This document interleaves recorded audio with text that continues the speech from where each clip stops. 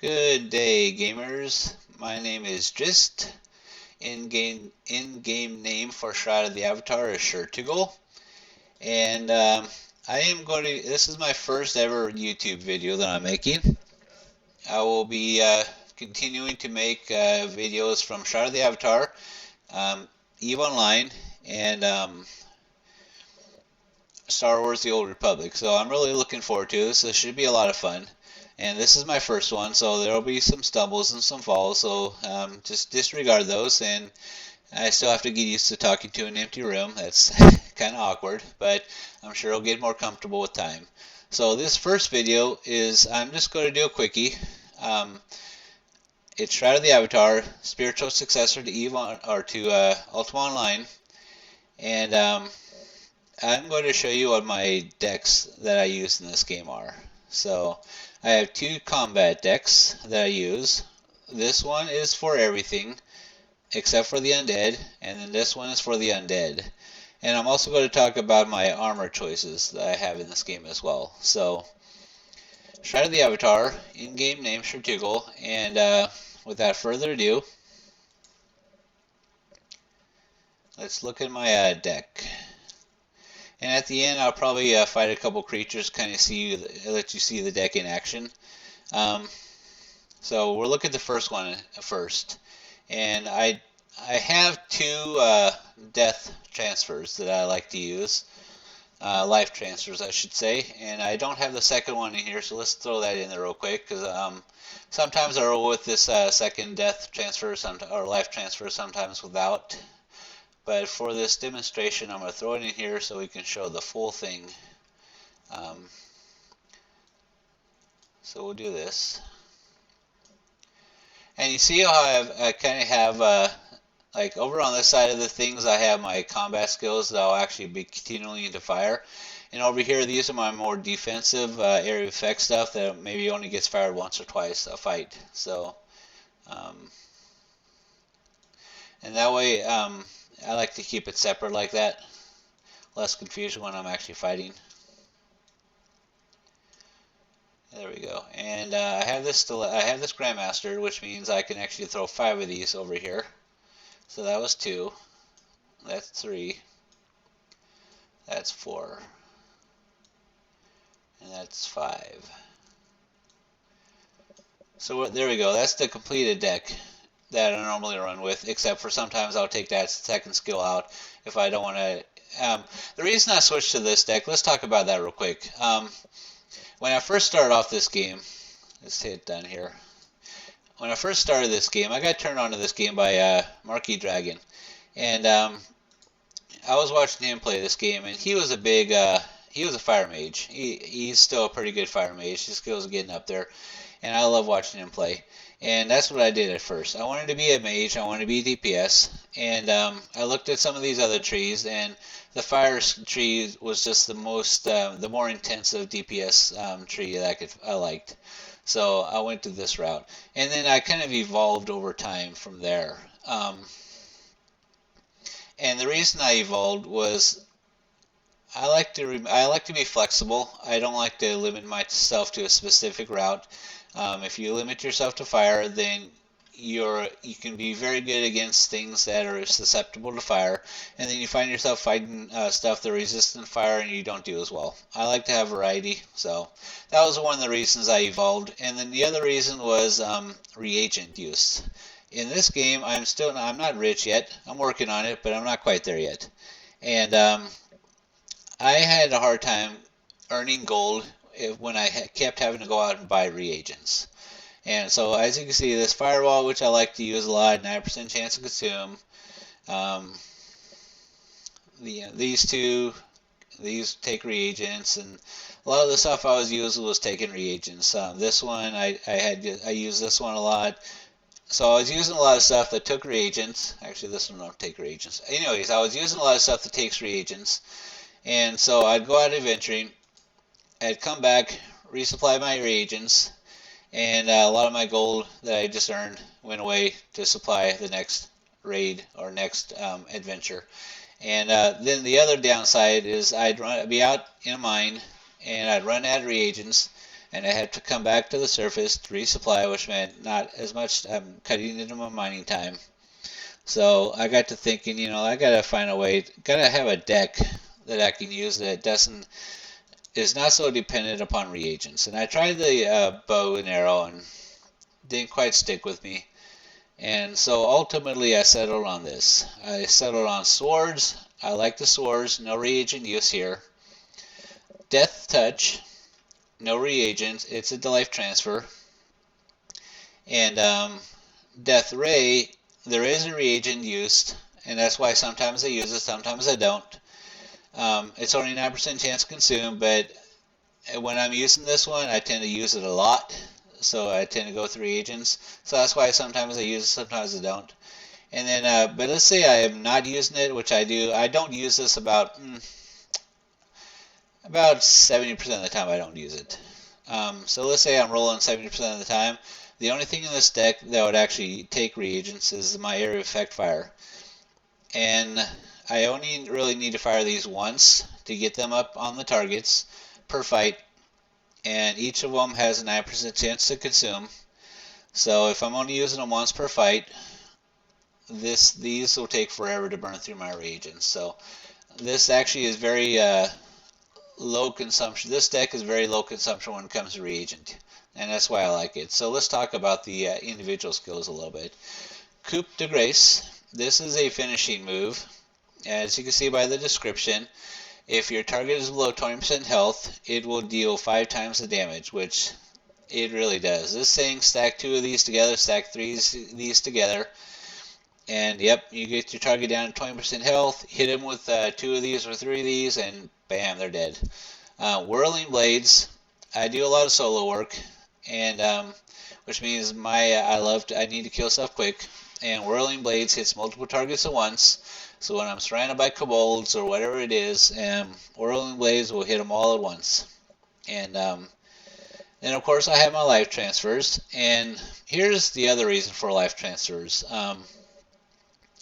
I need to stay alive, and when I first started playing this game, I started on the fire tree, and of course I need to stay alive, so I need to heal myself. So I started training up the life tree, and that's all fine and dandy. And as you can see here, I didn't train these that high because I discovered the death tree.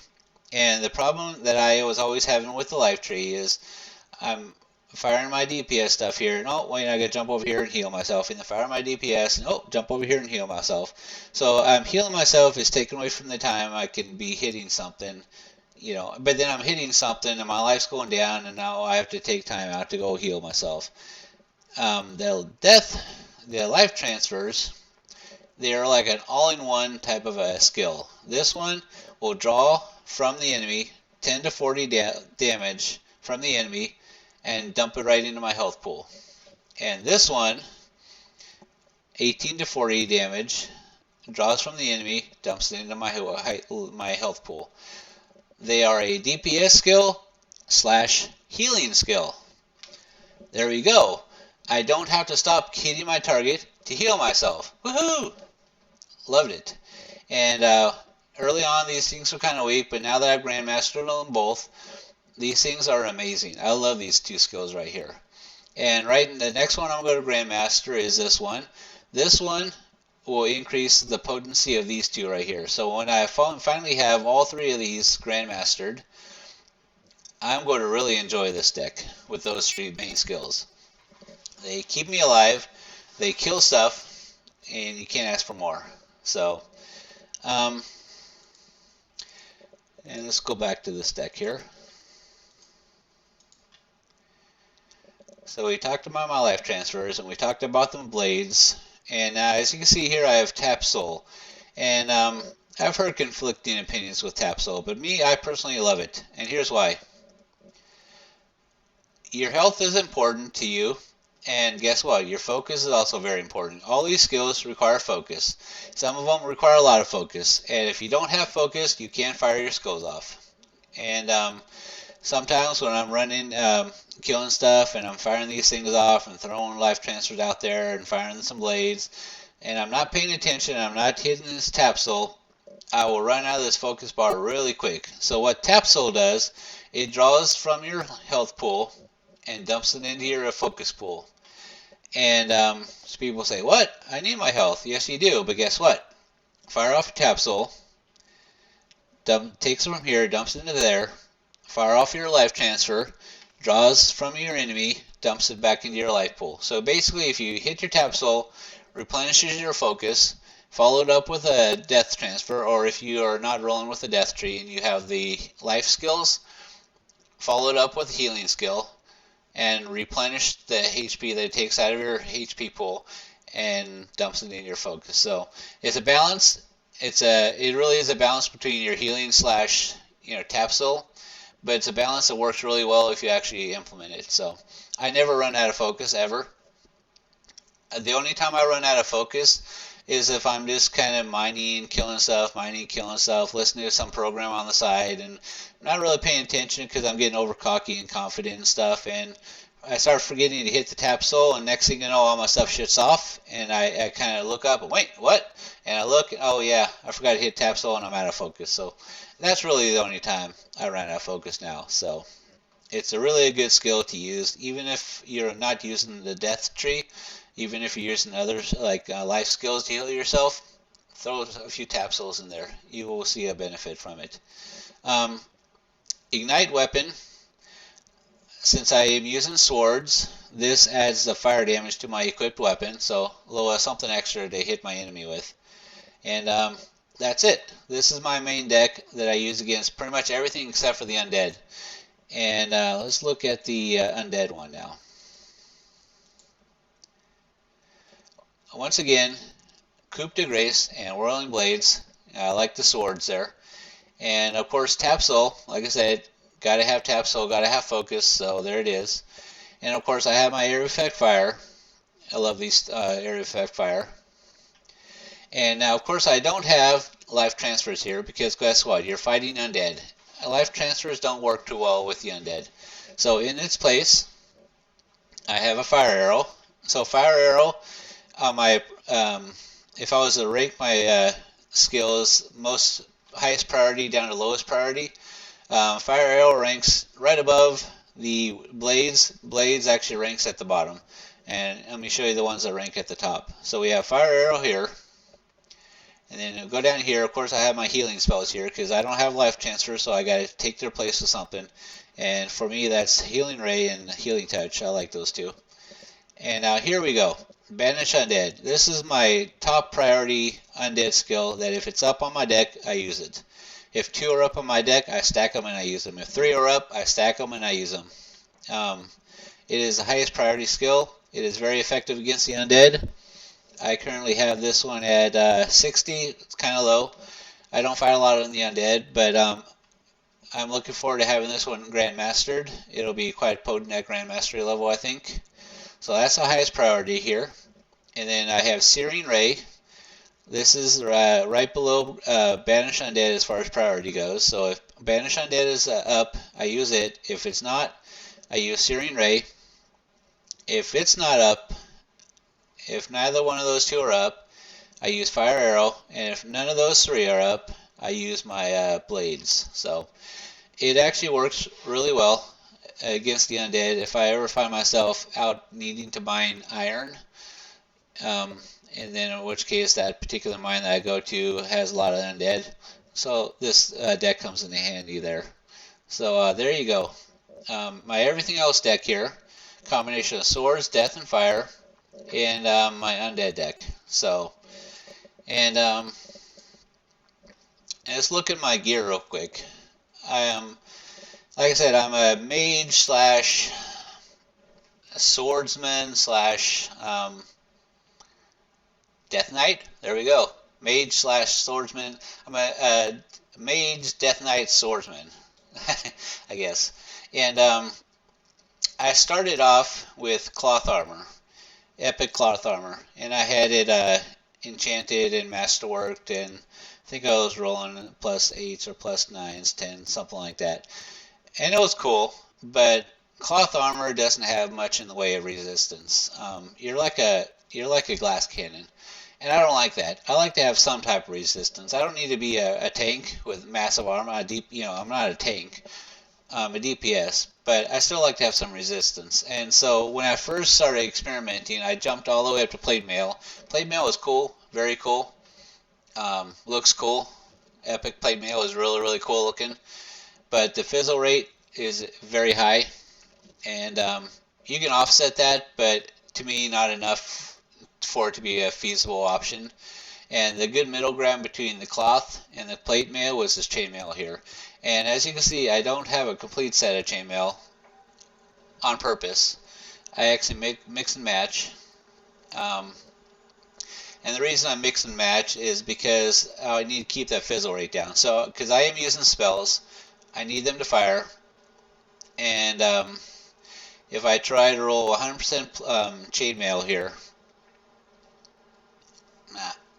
I would be effective, but not as effective as I like to be.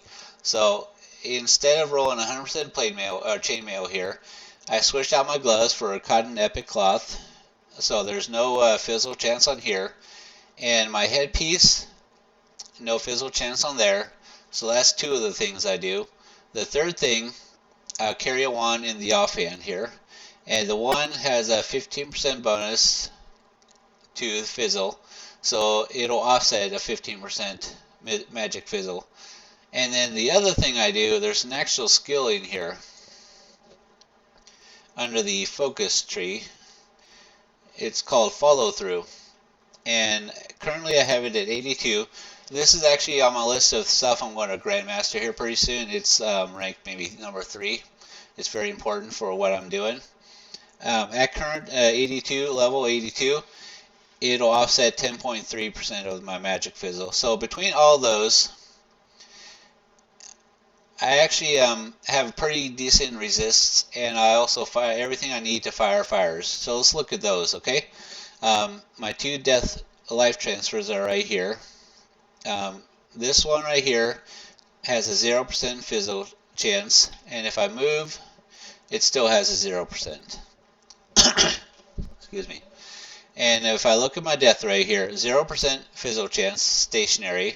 If I move, it jumps up to 22.5, which I don't move a lot. Well, I run around sometimes if I need to, but when I'm actually hitting my targets, I stay stationary. I like to stay stationary. So in this case, these both will not be affected at all by the fizzle, so long as I don't move. My area of effect, fizzle chance 0. If I move, it jumps to 27.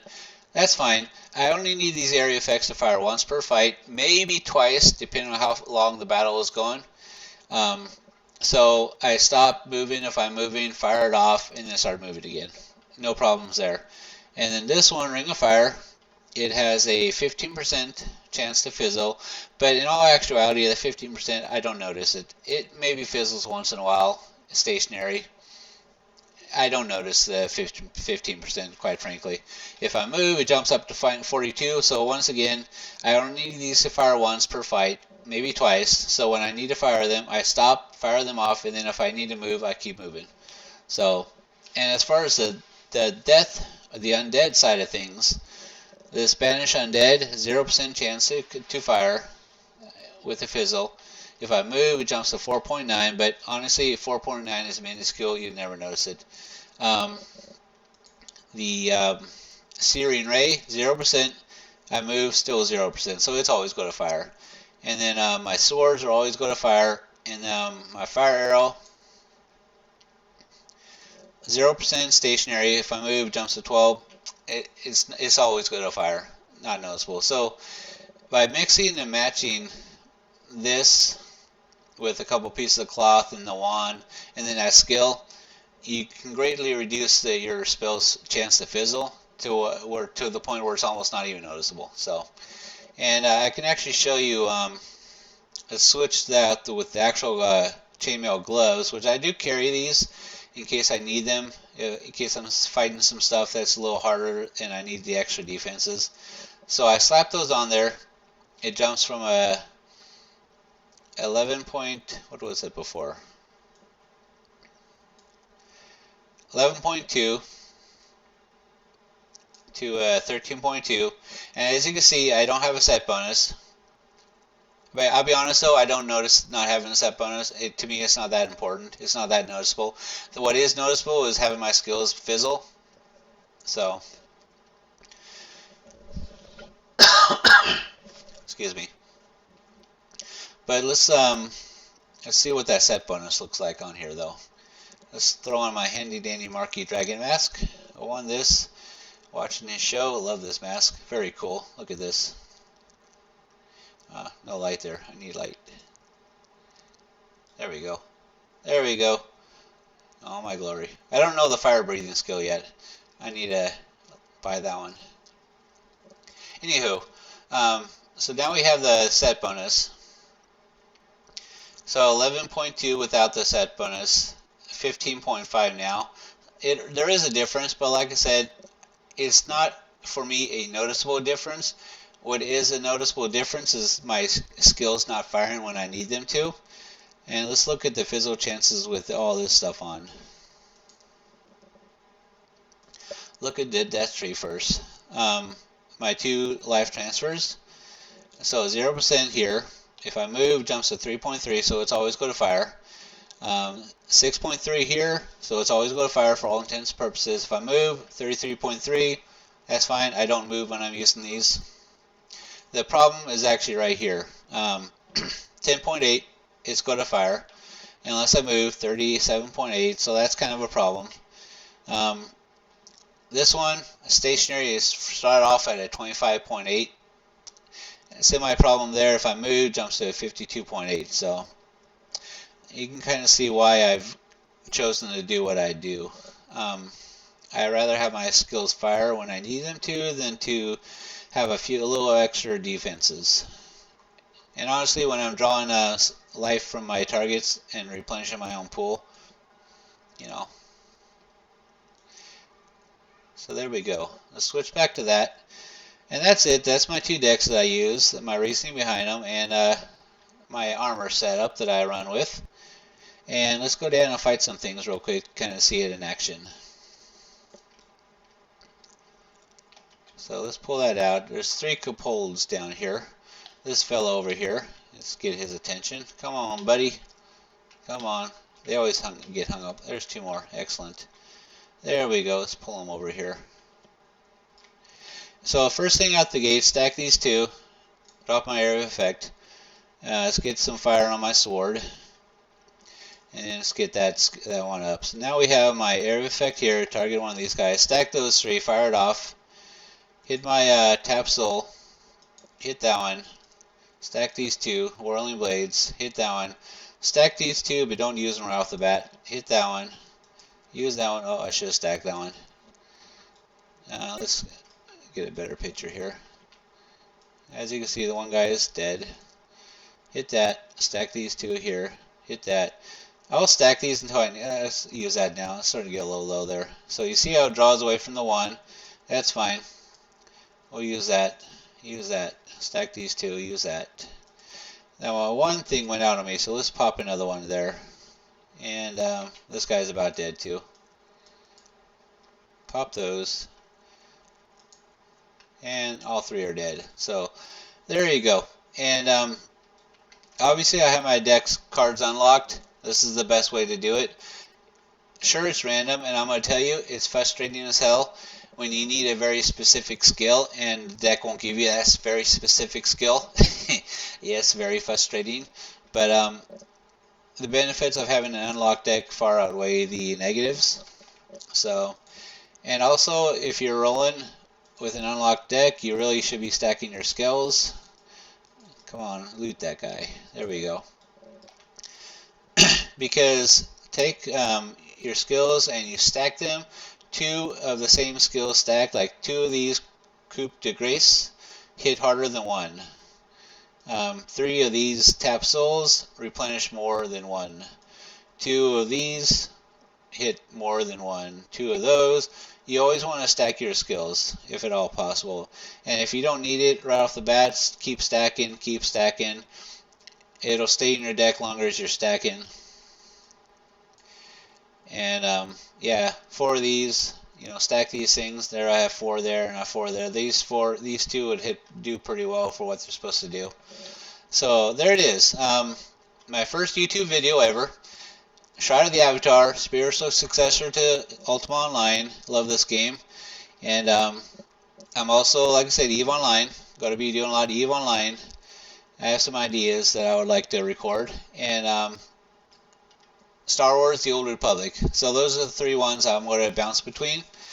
If there's anything you folks would like to have me do, by all means, post it in the comments section. And if it's all doable for me, I will do it. And any feedback, positive or negative, I have thick skin. Give it to me good.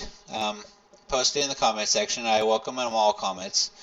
And yeah, subscribe if you like what you see. Subscribe, and I look forward to doing more of this in the future. So you folks have a great day.